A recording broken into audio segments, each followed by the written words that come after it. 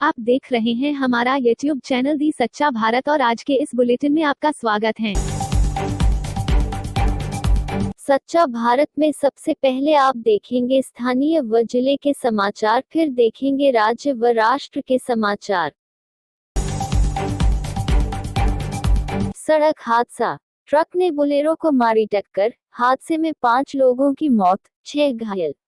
कोटा जिले के ग्रामीण इलाके दीगोद में भीषण एक्सीडेंट हुआ है, जिसमें ट्रक और बोलेरो गाड़ी की टक्कर में 5 लोगों की मौत हो गई और 6 लोग गंभीर रूप से घायल हो गए। इनमें से 3 की हालत गंभीर बनी हुई है, जिन्हें कोटा के एमबीएस अस्पताल में भर्ती करवाया गया है।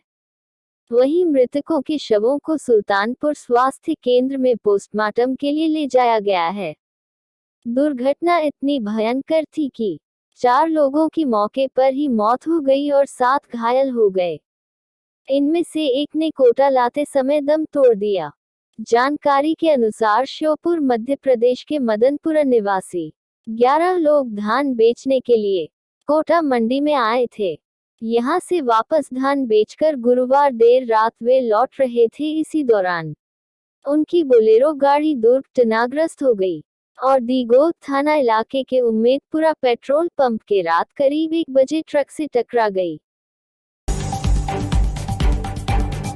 जिला कलेक्टर अर्शदीप द्वारा जिले में गुरुवार को 52 नए कोरोना मरीजों की पहचान हुई, जबकि बुधवार को 48 मरीज मिले थे।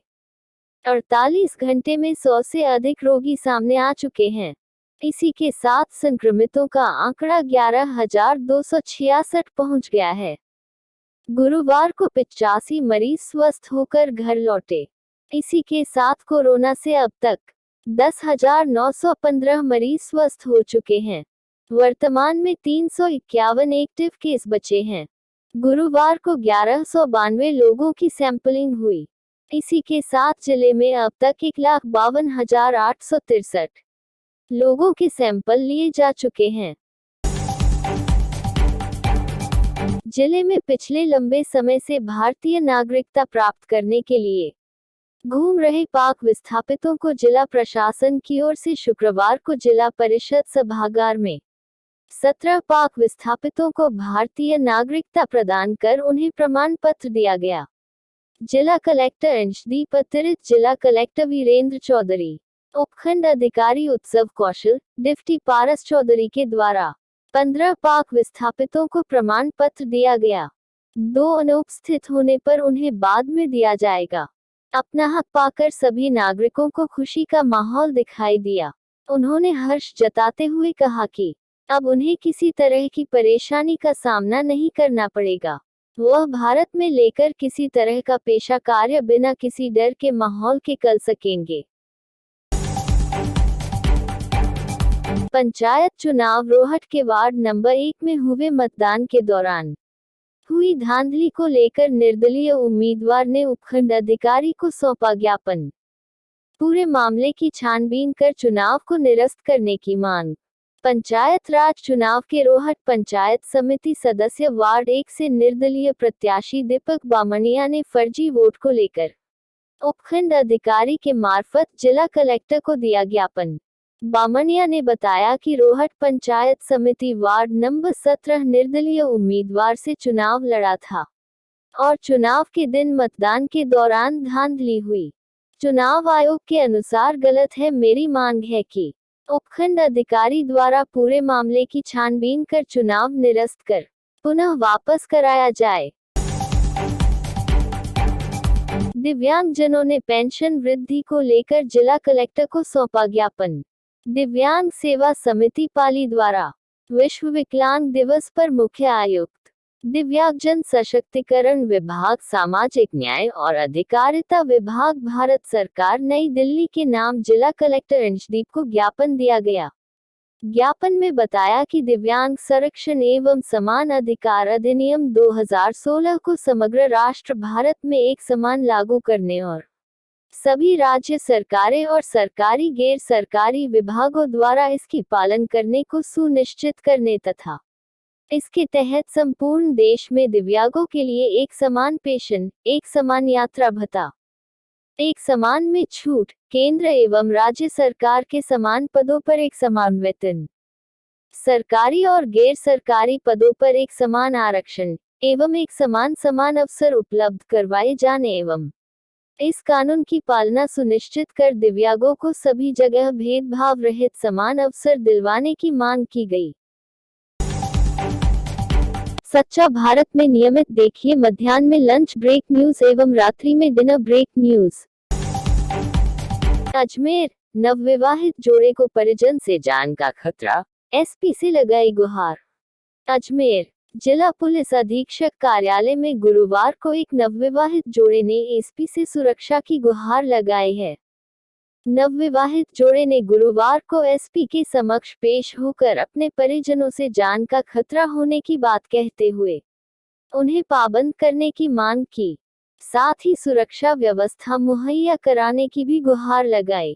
पीड़िता ने बताया कि उसने अपने प्रेमी से गत अगस्त महीने में शादी कर ली थी। उसने इस संबंध में अपने परिजन को भी बता दिया, लेकिन परिजन इस शादी से खुश नहीं थे। वह उसे पूरे रीति रिवाज से शादी करवाने का झांसा देते रहे। जब काफी समय तक उन्होंने शादी नहीं करवाई तो उसने परिजन को प्रेमी के साथ जाने की बात कही। इस पर उसके पिता और भाई नाराज हो गए और उन्होंने जान से मारने और पुलिस में बंद करवाने तक की धमकी दे डाली। इसके बाद वह घर से निकल गई और अपने पति के पास आ गई। कृषि मंत्री बोले जारी रहेगा एमएसपी, किसानों ने कहा वापस ले कानून, मंजूर नहीं संशोधन। नई दिल्ली, कृषि कानूनों को लेकर जारी किसान आंदोलन के बीच केंद्र सरकार और किसान यूनियन के बीच हो रही बैठक खत्म हो गई है। 7 घंटे तक चली चौथे दौर की इस वार्ता में भी कोई निष्कर्ष नहीं निकल सका। बैठक के बाद केंद्रीय कृषि मंत्री नरेंद्र सिंह तोमर ने कहा कि किसानों के मन में एमएसपी न्यूनतम समर्थन मूल्य को लेकर संदेह है, लेकिन मैं दोहराना चाहूंगा कि एमएसपी प्रणाली जारी रहेगी और हम किसानों को इसके बारे में आश्वस्त करेंगे। केंद्रीय मंत्री ने कहा कि किसानों की चिंता है कि नए कानून से agriculture marketing produce marketing committee APMC खत्म हो जाएगी। सरकार इस बात पर विचार करेगी कि एपीएमसी सशक्त हो और एपीएमसी का उपयोग और बढ़े। सीएए एनआरसी मामले में ऐड की कार्रवाई। यूपी, बिहार समेत 9 राज्यों में पीएफआई के ठिकानों पर छापेमारी की। दरभंगा में टीम को घेरा। डायरेक्टोरेट ऑफ इन्फोर्समेंट एक्ट ने गुरुवार को popular front of India PFI के दफ्तरों पर देश भर में छापे मारे। यह कार्रवाई 9 राज्यों में एक साथ 26 जगह की गई।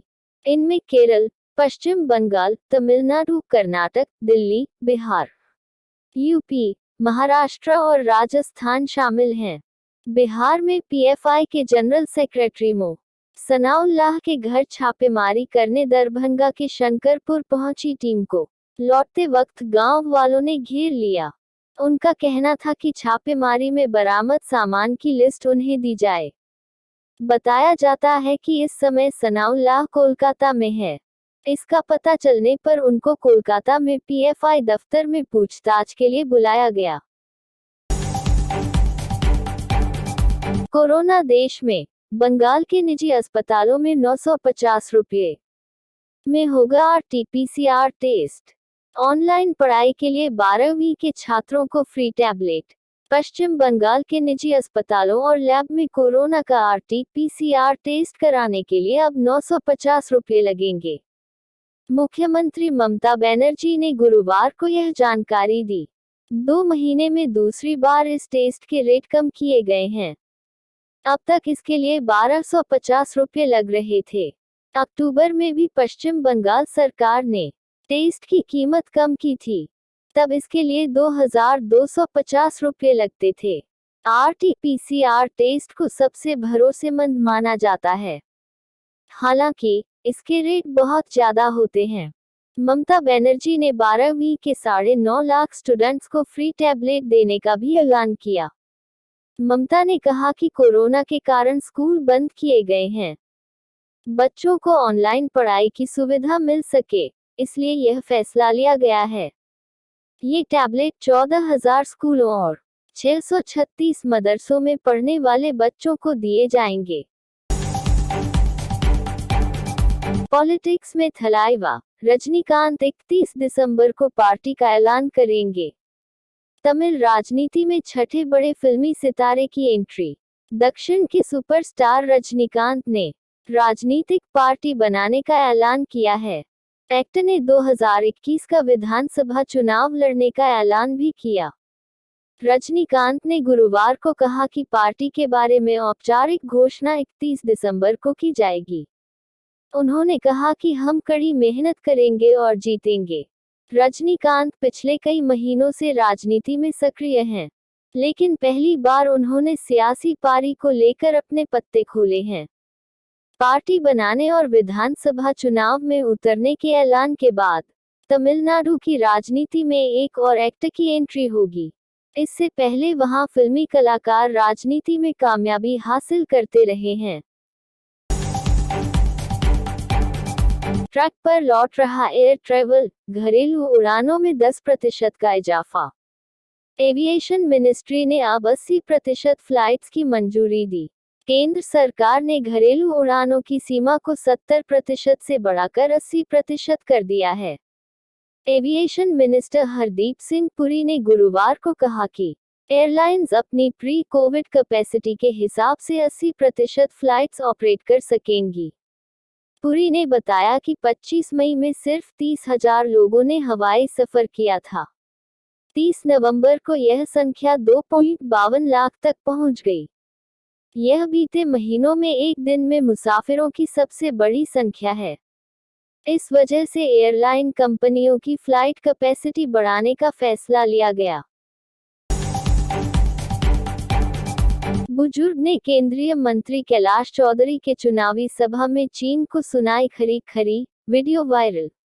बाड़मेर, पंचायती राज चुनाव 2020 के चुनावी प्रचार के दौरान गुरुवार को एक अद्भुत नजारा सामने आया। केंद्रीय कृषि राज्य मंत्री कैलाश चौधरी की चुनावी जनसभा के दौरान एक बुजुर्ग चीन को खरी खोटी सुना रहा है और प्रधानमंत्री नरेंद्र मोदी की जमकर तारीफ कर रहा है।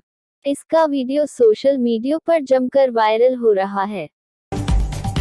और ऐसे ही नए अपडेट पाने के लिए द सच्चा भारत चैनल को सब्सक्राइब कीजिए। धन्यवाद।